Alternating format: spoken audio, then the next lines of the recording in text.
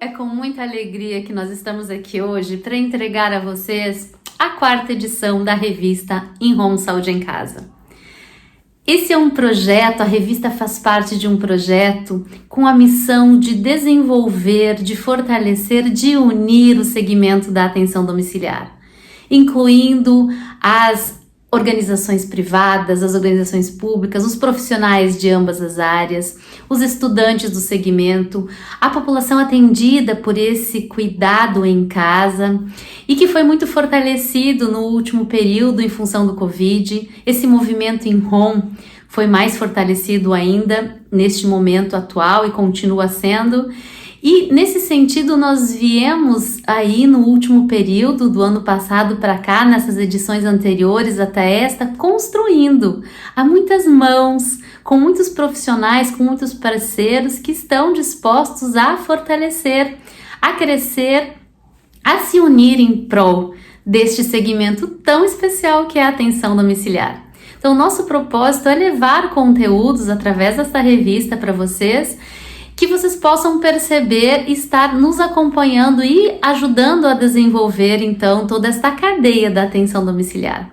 Começo os agradecimentos aqui pelo nosso conselho, pelo presidente, pelo editor-chefe, o Dr. Carlos Irã Góes de Souza, que conduz aí todo um grupo de conselheiros também dispostos a fortalecer, a construir em conjunto. Também a toda a diretoria, Viviane de Souza, Bia Gadia, a equipe da Viva Editora que está fazendo a revista acontecer.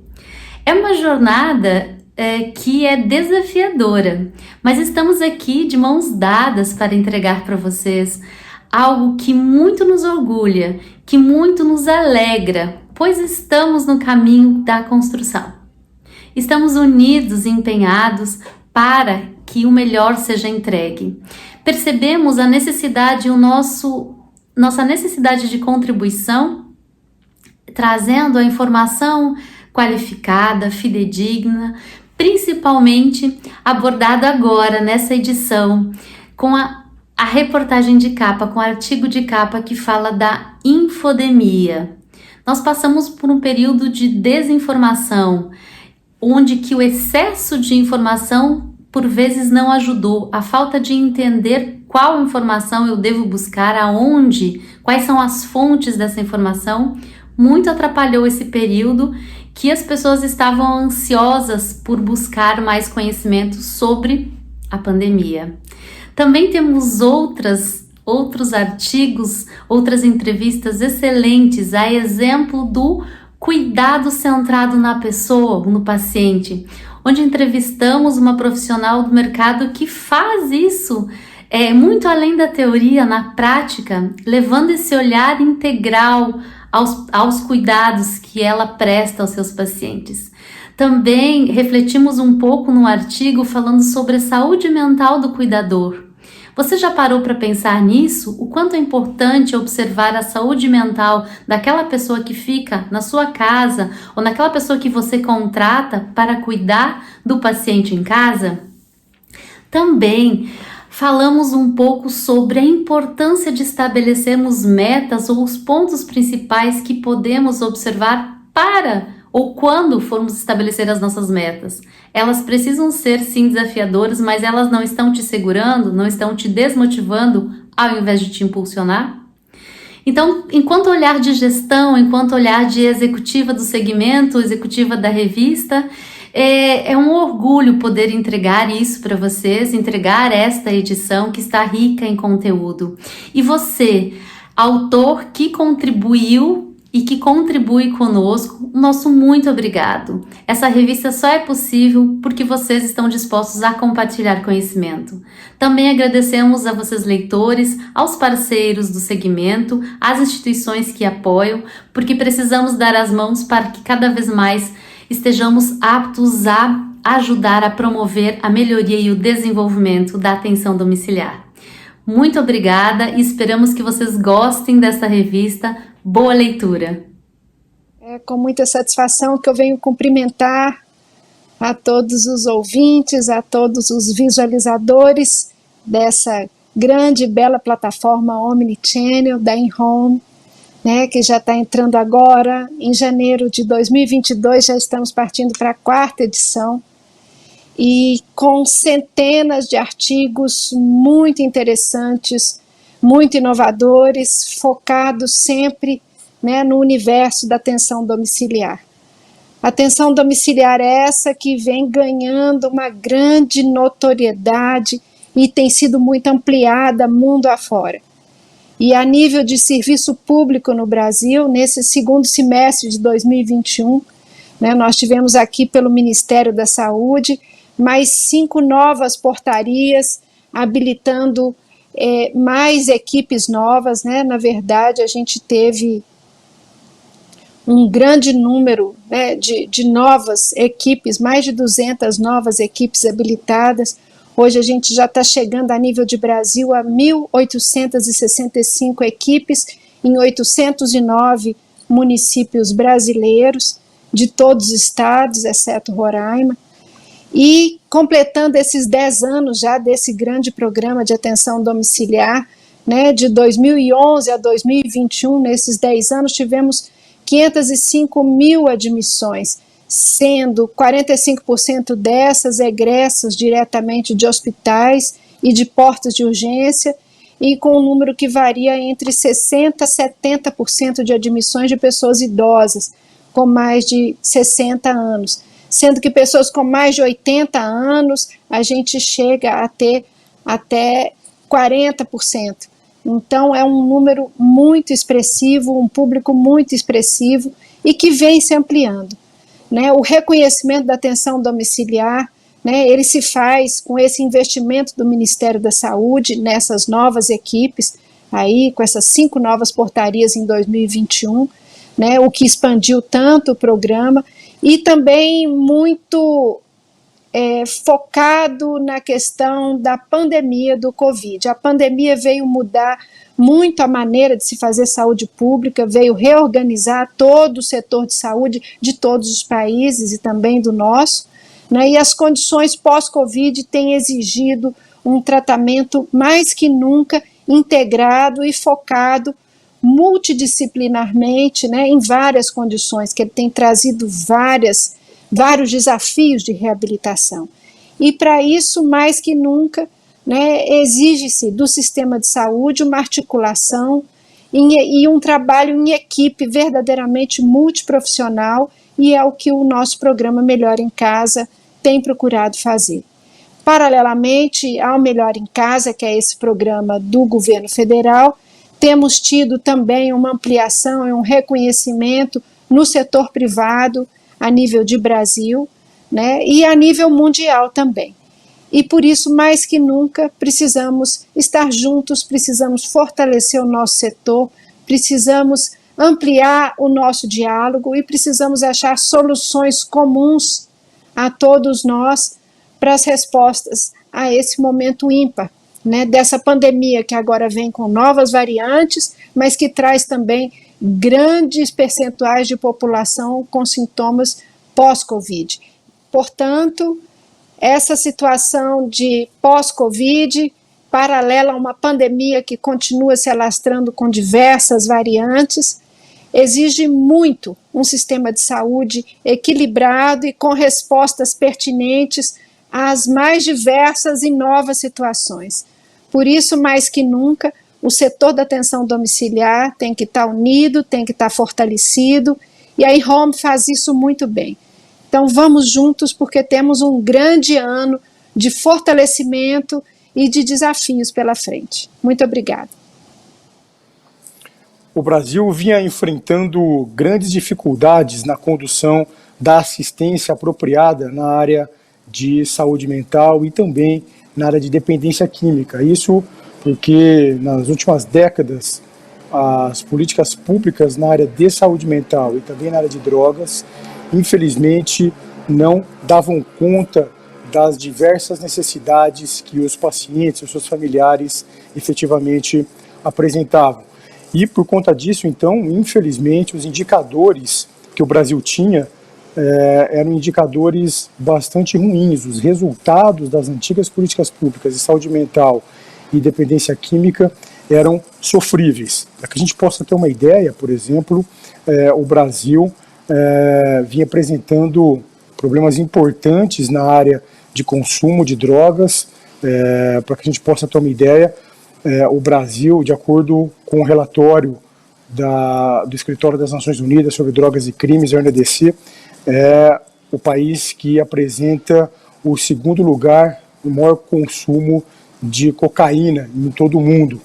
O Brasil também é o segundo maior mercado consumidor de crack. O Brasil, infelizmente, vinha apresentando um aumento importante no uso de bebidas alcoólicas, ou seja, então, infelizmente, o Brasil vinha tendo problemas importantes com o aumento do consumo de drogas em nosso país, tanto drogas lícitas como também drogas ilícitas. Um outro cenário que era bastante desconfortante no Brasil era o aumento de pessoas que apresentam transtornos mentais e dependência química em situação de rua. Nas últimas décadas houve um aumento importante de pessoas em situação de rua, em especial levadas a esse cenário pelo uso de drogas. Essa é uma questão importante porque existia no Brasil uma discussão o que vinha primeiro, a pessoa em situação de rua e a partir desse momento começava a fazer o uso de drogas, ou se era o contrário, ou seja, a pessoa começava a fazer uso de drogas, por conta disso então se vulnerabilizava e depois ia para as ruas. E recentemente houve uma publicação de um importante estudo da Universidade Federal de São Paulo, da Unifesp, um estudo chamado LENAD, e esse estudo, que é o Levantamento Nacional sobre o Uso de Álcool e Drogas, mostra que, na verdade, parte considerável das pessoas que estão em situação de rua e que fazem uso de álcool e de drogas, infelizmente as pessoas começaram a fazer uso primeiro das substâncias, começaram a ter problemas por conta disso e, diante desse cenário, então, perderam o suporte familiar, perderam o suporte social e, por conta disso, então, acabaram indo para as ruas. Ou seja, na imensa maioria dos quadros, do que precede a situação de rua, as pessoas que apresentam dependência química é o uso das substâncias que, infelizmente, depois é seguido de problemas em relação a elas. Então, infelizmente, esse é um outro cenário bastante difícil que o Brasil vem enfrentando. Uma outra questão importante é que, nos últimos anos, o Brasil vinha tendo um aumento importante de pessoas com transtornos mentais graves e também dependência química no cárcere, nas prisões. O Brasil, infelizmente, vinha tendo um aumento importante de pessoas com esses quadros clínicos presas, porque, infelizmente, esses indivíduos não recebiam tratamento apropriado por parte do Estado, elas se vulnerabilizavam, entravam em conflito com a lei e eram presas. Muito disso vinha acontecendo por conta de déficit importante na oferta de leitos para o tratamento de pessoas com esses quadros clínicos. Infelizmente, no Brasil, nas últimas, pelo menos 3 décadas, houve uma redução importante, uma redução irresponsável que acabou impactando de maneira muito importante na oferta de cuidado apropriado para esses pacientes. Só para que a gente possa ter uma ideia, existe na literatura científica internacional um fenômeno que vem se repetindo em vários trabalhos publicados em uma quantidade muito grande de diferentes países, mostrando que redução de oferta de leitos psiquiátricos para o tratamento de pessoas com transtornos mentais, incluindo aí pessoas com dependência química, tem uma relação direta com aumento do número de pessoas no cárcere, desses pacientes no cárcere. Ou seja, esses indivíduos, então, acabavam agudizando seus quadros clínicos, não recebiam tratamento apropriado naquela situação, se vulnerabilizavam, entravam em conflito com a lei e acabavam sendo presas. Um outro fenômeno que a gente vinha tendo no Brasil, infelizmente, era o aumento do suicídio. E isso também tem uma relação direta com a desassistência na área de saúde mental e dependência química que vem acontecendo no Brasil nos últimos tempos. A dificuldade da população acessar leitos, população de pacientes que apresentavam risco de suicídio, que é sendo cada vez maior por conta do fechamento indiscriminado e irresponsável de leitos psiquiátricos no Brasil nesses últimos anos.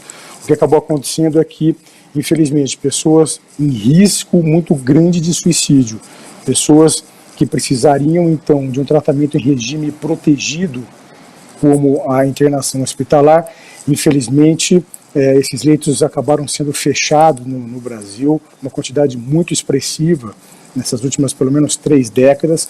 Esses pacientes vinham tendo dificuldade de receber o tratamento em regime de internação, se vulnerabilizavam, não conseguiam tratamento nesse momento de grande risco de suicídio que estavam, infelizmente não recebiam tratamento apropriado por conta disso, se vulnerabilizavam e acabavam, infelizmente, vindo a falecer por suicídio.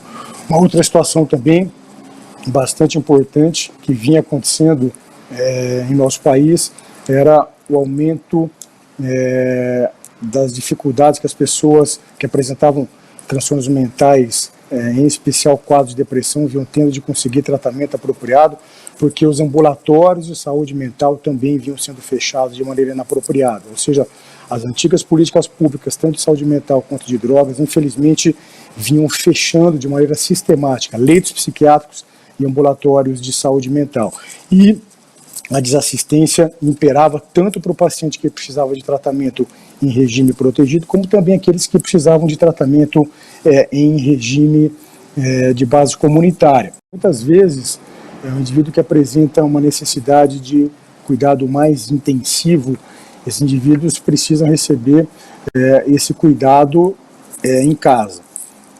Então é importante que os prestadores de serviço possam se organizar para ofertar esse tipo de cuidado para os pacientes e também suporte para os seus familiares. Muitas pessoas que apresentam transtornos mentais mais crônicos precisam de um cuidado mais próximo, precisam receber tratamento visando a sua reabilitação, e esse tratamento muitas vezes acontece em casa, porque é muito difícil em algumas situações conseguir levar o paciente para um serviço de saúde. Então, muitas vezes é importante que o profissional da área de saúde seja deslocado para fazer o tratamento domiciliar, o tratamento em casa. Pacientes que apresentam, por exemplo, quadros psicóticos crônicos, como quadro de esquizofrenia, que precisam passar por um processo de reabilitação psicossocial, muitas vezes o início desse processo precisa se dar em casa, com a presença de profissionais que trabalham com a reabilitação do paciente, como terapeutas ocupacionais, como psicólogos, porque, infelizmente, em muitas situações, o indivíduo apresenta um quadro crônico, o que dificulta com que essa pessoa tenha condições de, num primeiro momento, receber o tratamento em algum serviço. É óbvio que, conforme o paciente vai melhorando, esse indivíduo, então, ele pode e deve, enfim, ser conduzido ou reconduzido para o tratamento em serviços de reabilitação. É muito importante que os pacientes possam ser levados a frequentar não só serviços de reabilitação, mas também outros serviços que o ajudem no seu processo de reabilitação psicossocial. Uma outra questão importante também, nós falamos aqui do quadro de esquizofrenia, que infelizmente muitas vezes cursa com sintomas deficitários, ou seja, o indivíduo começa a ter dificuldade de realizar suas atividades, então é muito importante ele receber um tratamento que possa ajudá-lo a retomar a sua vida, a retomar as suas coisas. Nós temos também pacientes com outros quadros clínicos que apresentam também uma demanda por um processo de reabilitação psicossocial, como, por exemplo, pacientes com quadros clínicos de demência, né?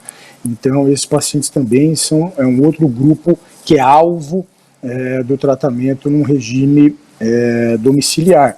Nós temos pacientes com quadros demenciais que começam a ter dificuldade, por exemplo, a realização de atividades de vida diária, pacientes que começam a ter dificuldade para cuidar de si, para cuidar da sua higiene, para fazer pequenos afazeres domésticos, e é muito importante que no seu processo de tratamento um serviço de reabilitação possa ser ofertado. E muitas vezes esse tipo de serviço acontece de maneira domiciliar, porque muitas vezes a pessoa com quadro demencial está bastante debilitada e é muito difícil em algumas situações levá-la para serviços de base comunitária para realizar esse trabalho de reabilitação. Então, o tratamento de base de base domiciliar é bastante importante.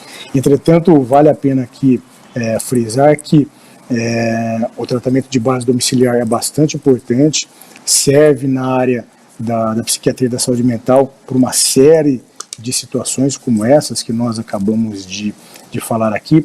Entretanto, sempre que o indivíduo apresentar um quadro de risco ou para si ou para outras pessoas, é importante que o atendimento de base domiciliar, que é extremamente importante, deixe de ser ofertado, que esse indivíduo seja levado para um tratamento de base hospitalar. Então, sempre que existir risco para o paciente ou para pessoas que convivem consigo, o atendimento de base hospitalar se torna importante.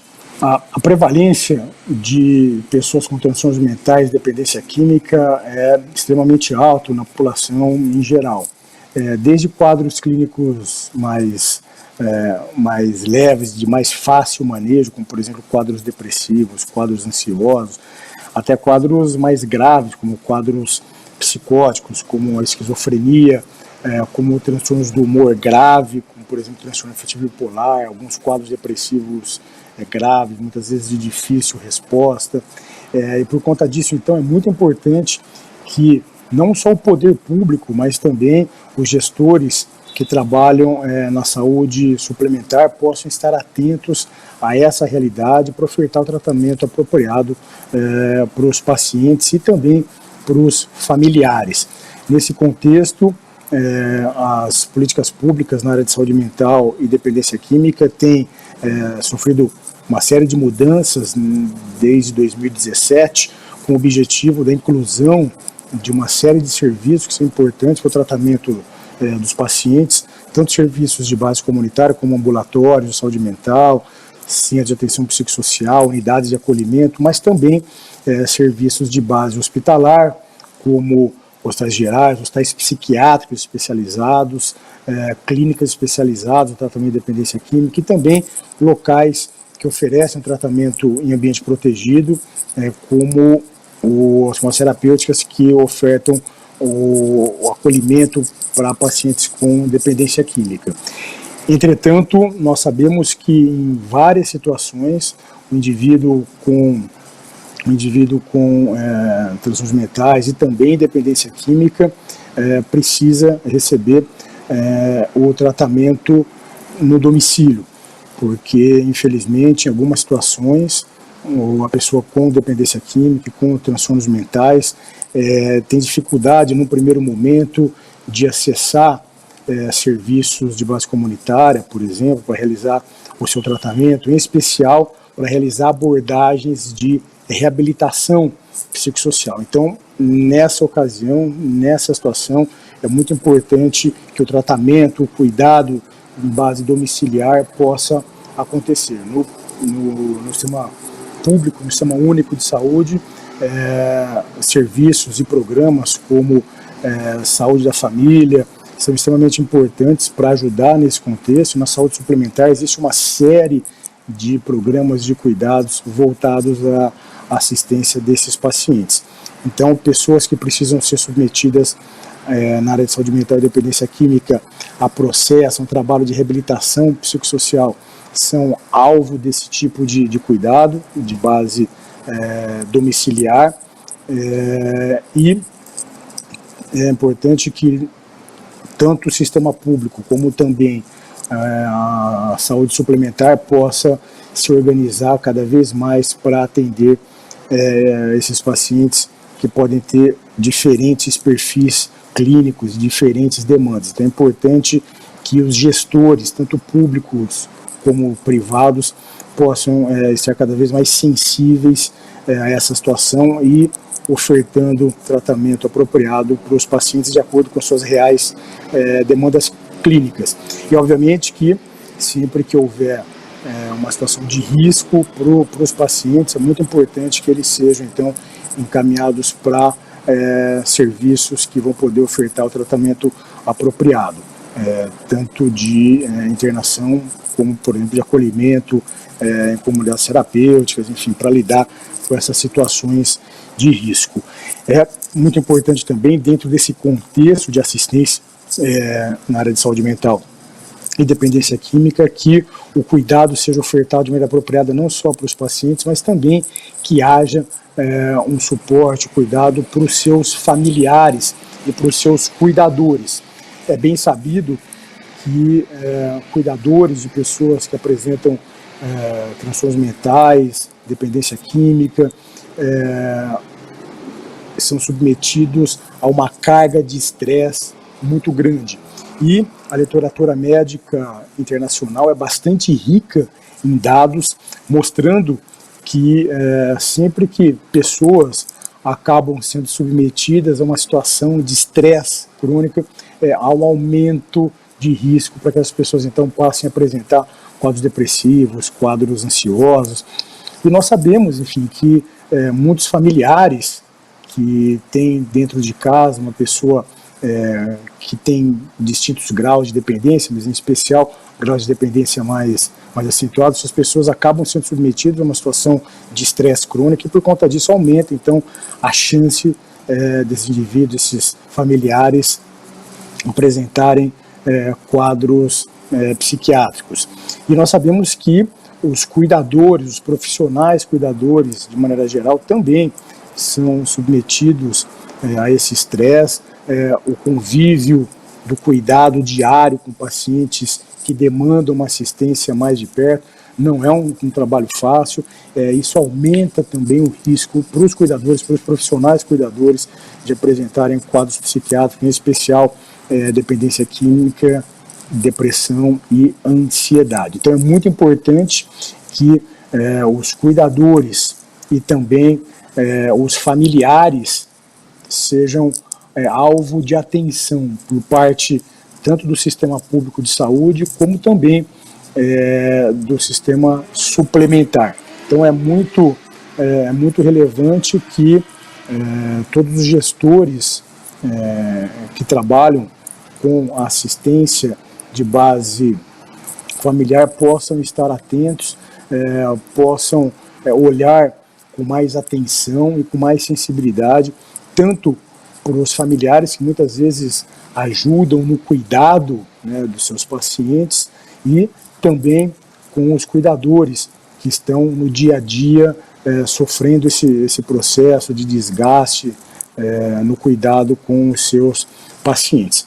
Então é muito importante cuidar do cuidador formal, que são os profissionais, e também dos cuidadores informais, que são os familiares dos pacientes. E sempre que se melhora o cuidado do profissional que está ajudando a cuidar, a assistir os pacientes, sempre que se tem um cuidado também com o familiar de um paciente que apresenta necessidades especiais, cuidados especiais dentro de casa, dentro do domicílio, o cuidado ao paciente acaba ganhando com isso.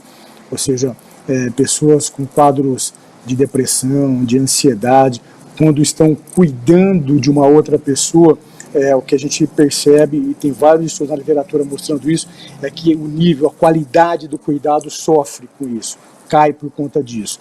Então, sempre que se olha e se oferta o cuidado para o cuidador, tanto formal quanto informal, não só a vida desse cuidador acaba ganhando com isso, acaba melhorando em qualidade, mas também o cuidado ganha em qualidade, a assistência ao paciente é aprimorada.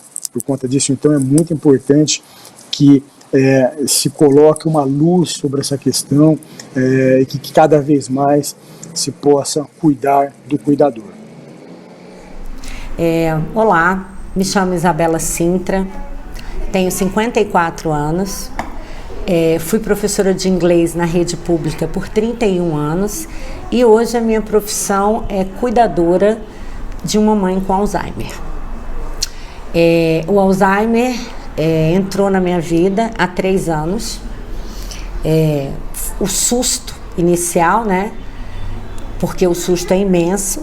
A gente vai no Google e acha que o Google vai ensinar a gente a lidar com o paciente de Alzheimer com 6 textos. E é um engano, né? Porque o Alzheimer nos desafia diariamente. Então, Eu hoje, ao contrário de 90% dos cuidadores, eu tenho uma rede de apoio muito boa. Eu conto com home care, eu tenho técnicas 24 horas, tenho as cuidadoras contratadas por mim e eu faço parte de uma estatística ínfima, né, perante esse mundo aí do Alzheimer.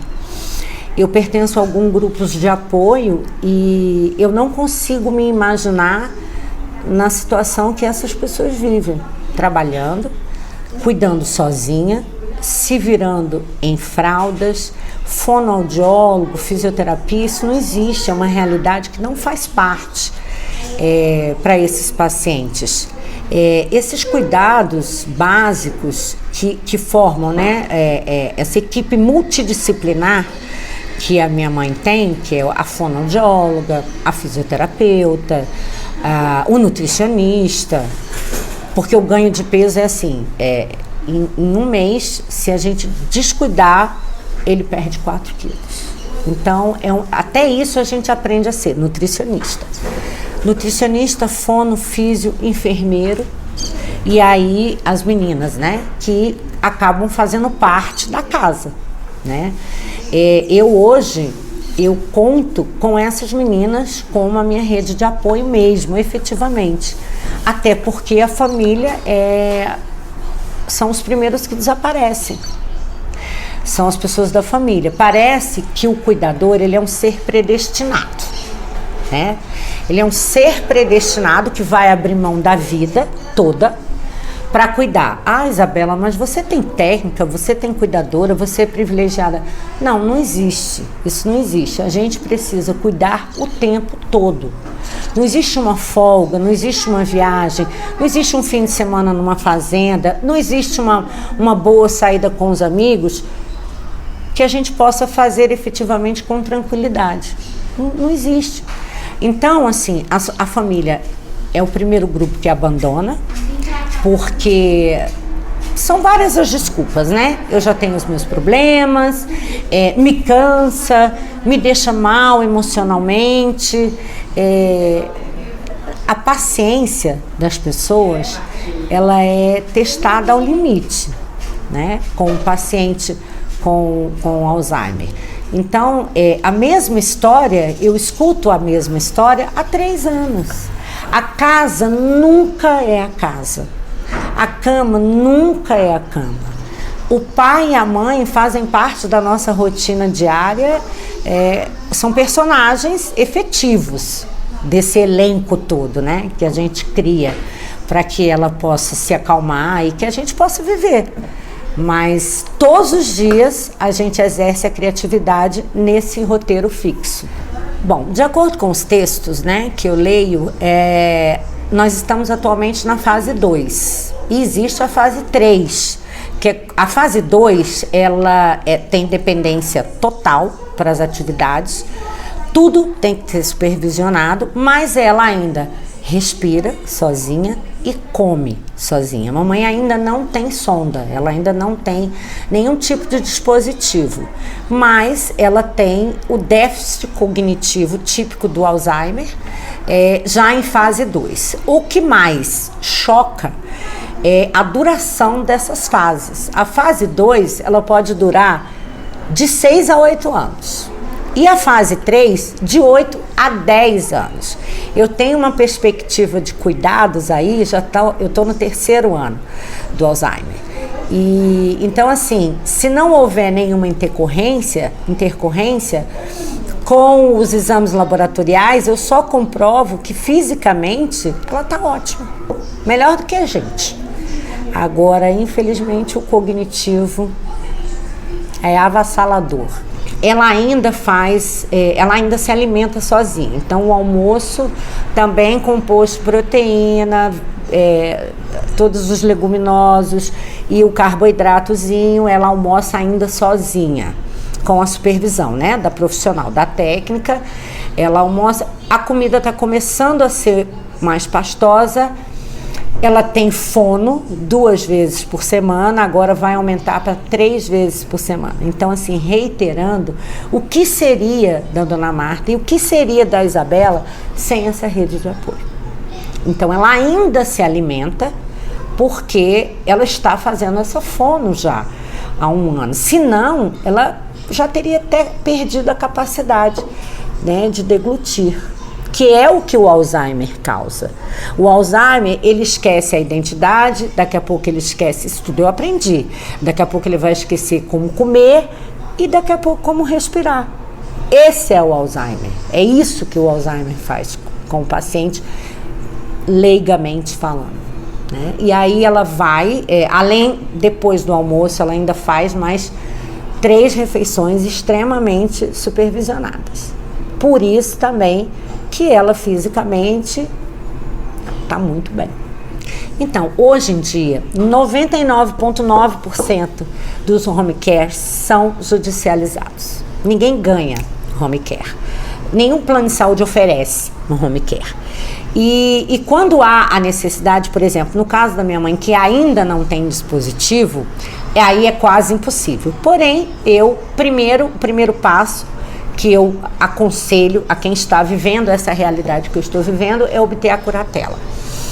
Com a curatela, vai-se vir judicialmente com laudos e se entra na justiça para quê? Para que seja comprovado que esse paciente, ele precisa de cuidados 24 horas. Cuidados domiciliares.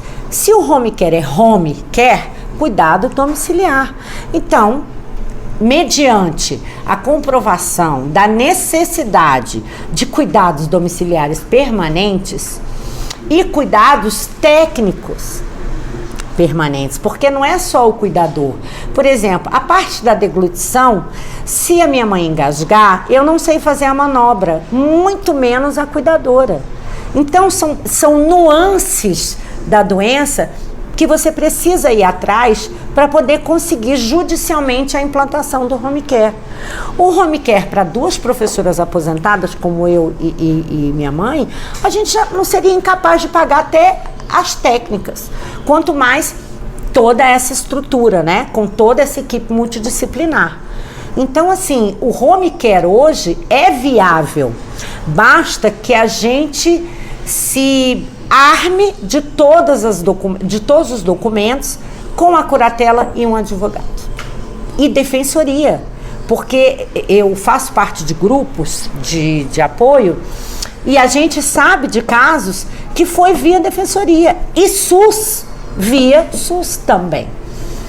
Então a gente precisa informar, porque às vezes uma pessoa que está assistindo aqui, ela está assistindo porque ela quer ser informada sobre o mal de Alzheimer, mas ela não imagina que ela tem esse apoio, né? Que ela pode recorrer a esse apoio. Hoje eu vejo o home care como a opção mais inteligente e mais favorável, principalmente a mim. Porque a mamãe, para ela seria indiferente ir para um hospital, para ela seria indiferente quem está cuidando dela. Mas para mim, como cuidadora, administradora disso tudo, é muito difícil ver um contra. Eu só vejo pró, né? Agora, claro, no meu caso, que eu sou filha única e mamãe não tem marido, eu não tenho marido, porque os relacionamentos acabam, né? Quando a gente tem um paciente com Alzheimer, antes de conseguir o home care, eu precisei de cuidados pagos. Toda essa equipe multidisciplinar era paga por mim. Então, assim, o salário acaba, as reservas financeiras, elas minguam. E os relacionamentos tendem também a desaparecer. Então, eu hoje sou um casamento de 12 anos, que acabou, e eu digo que acabou, o desgaste foi da doença e das complexibilidades da doença. Então eu e mamãe. Aí de repente, além de toda essa equipe de profissionais que entra toda hora dentro da sua casa, ainda tem estranhos vivendo 24 horas com você. Mas aí é que a gente tem o poder de transformar esses estranhos em família. Eu tenho uma cuidadora aqui, uma técnica. Todas as pessoas me falavam assim: olha, o que é difícil no home care é o entra e sai de gente. Eu tenho uma cuidadora, que é a Graça, essa que você conheceu, ela está comigo desde o primeiro plantão do home care. Então ela já se encaixou a toda a rotina da casa. Ela é parte da família que a gente ao longo desse caminho adquire, porque a família mesmo é a primeira a desaparecer.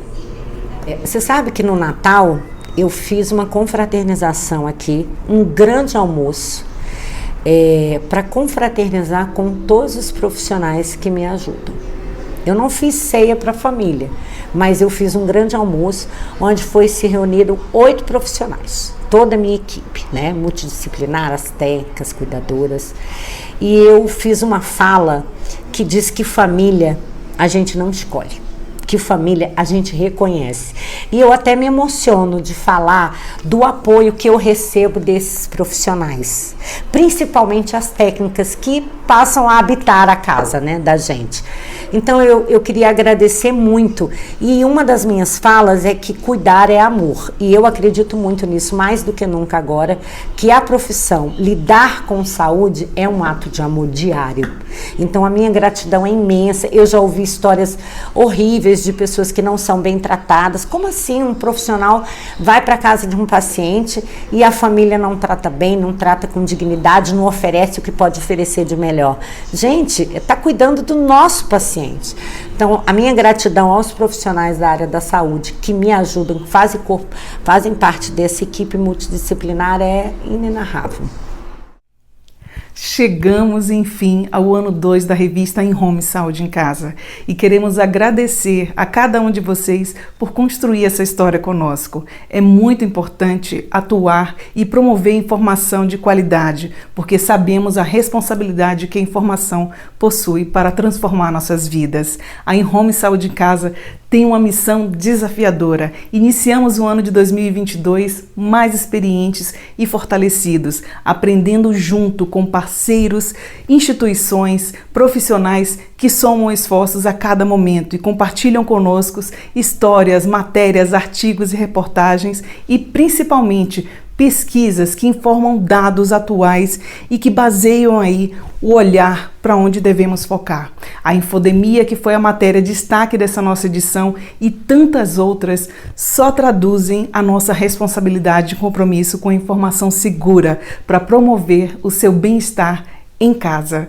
Então vamos lá conhecer produtos, informações, serviços e soluções que transformem a nossa jornada juntos. Estamos aqui para compartilhar com você soluções para o nosso dia a dia que promovam cada vez mais saúde. Sigam nossos canais, acessem agora a revista e conta aqui pra gente o que vocês acharam. Afinal, trabalhamos para construir com você soluções que transformem o nosso mundo em um lugar cada vez melhor, principalmente em nossa casa. Um forte abraço a cada um de vocês, o nosso agradecimento especial a todos que participaram e contribuíram para construir uma edição que está surpreendente. Essa é a palavra. Vocês vão conferir e se identificar aqui com experiências e histórias que traduzem as dores e às vezes as expectativas que cada um de nós enseja aí para melhorar esses horizontes. Então vamos juntos somar e construir um futuro cada vez melhor para cada um de nós e para o nosso segmento. Um abraço a todos e até o nosso próximo encontro.